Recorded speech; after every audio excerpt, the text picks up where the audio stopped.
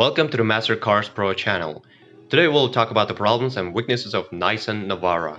While we may take one look at used Nissan Navara and assume that it's just another unsophisticated pickup truck, it'd actually be quite wrong. The Navara shares quite a lot with the Mercedes X-Class, which is why this generation of Navara has a plusher interior than before and fancier rear suspension than most work trucks, all in order to give it a touch of sophistication not often found in this class.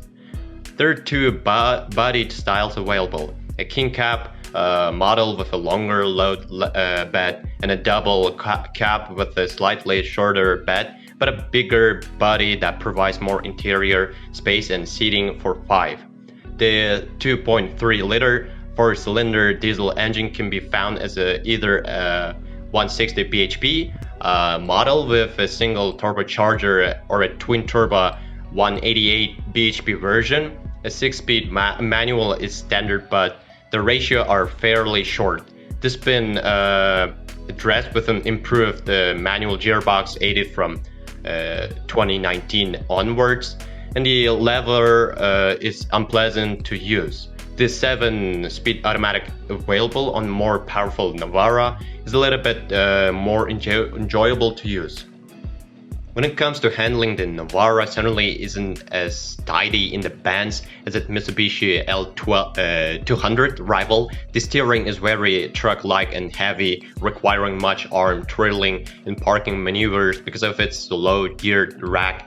Body roll is pronounced in corners, and despite double cab versions having more sophisticated car-like rear suspension than pickups would normally come with, it'll still jostle your over battered tarmac at low speeds, although to a lesser degree than most pickups once there's a bit of weight in the back or you've reached cruising speed on the motorway, things to settle down.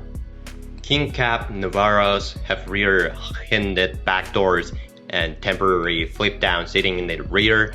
They're not suitable for transporting passengers over long distances. The double cab is much better for all. There won't be any complaints about the level of adjustments to the driving position either. There's even some tactile soft touch material on the dashboard, which is a bit of rarity on something that is essentially a working vehicle. Entry-level Vigia is a bit basic with just air conditioning, Bluetooth and cruise control. Ascenta adds all alloy wheels, a better stereo, and push-button start. Mid-range Ascenta Plus comes with a very useful reversing camera to help in tight spots.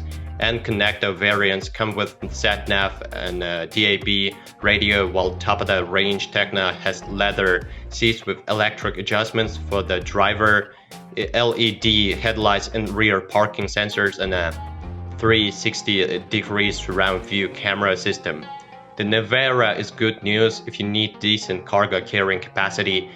Among double cab pickups, it has the longest bed in the business. We measured the bed to be 1,590 millimeters long, 485 millimeters deep with a width of 1,550 and its widest point, and 1,110 millimeters at its narrowest between the wheel arches. The tailgate opening is 1,360 millimeters, so it should no problem taking a standard size UK pallet.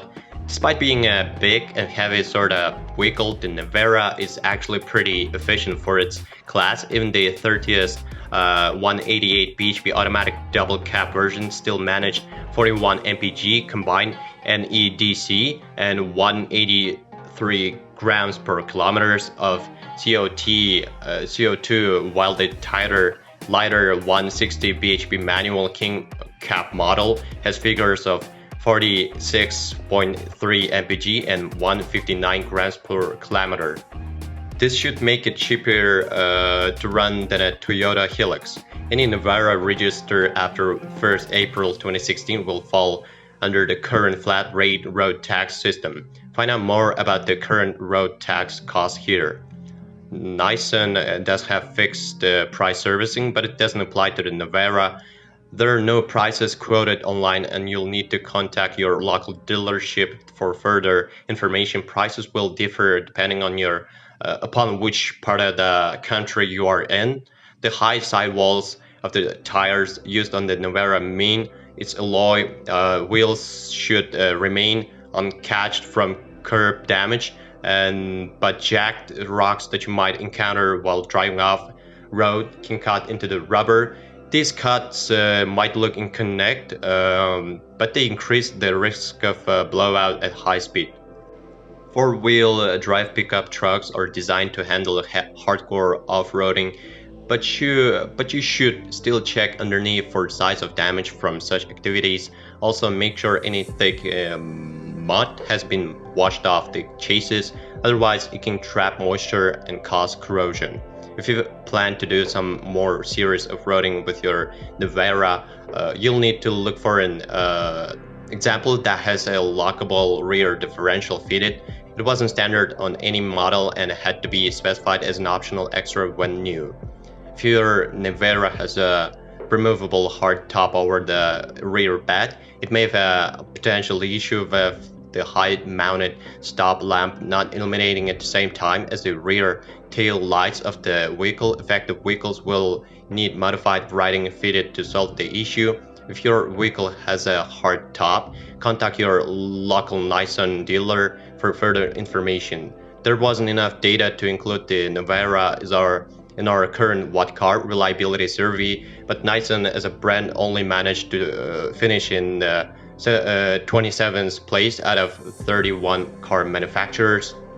Not a particularly good result. We recommend the mid-range Ascenta Plus as a new purchase, but there are actually more top-spec techno models out there. So you should be able to find one of those for a similar amount of money to a lesser Ascenta Plus. Doing so will mean you'll benefit from useful extras such as 360-degree camera system and rear parking sensors.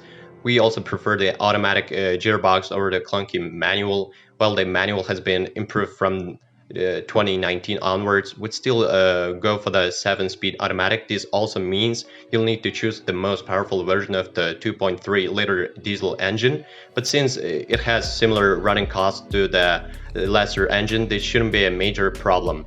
The Toyota Hilux is a popular pickup and has the best payload capacity of any current vehicle of this type.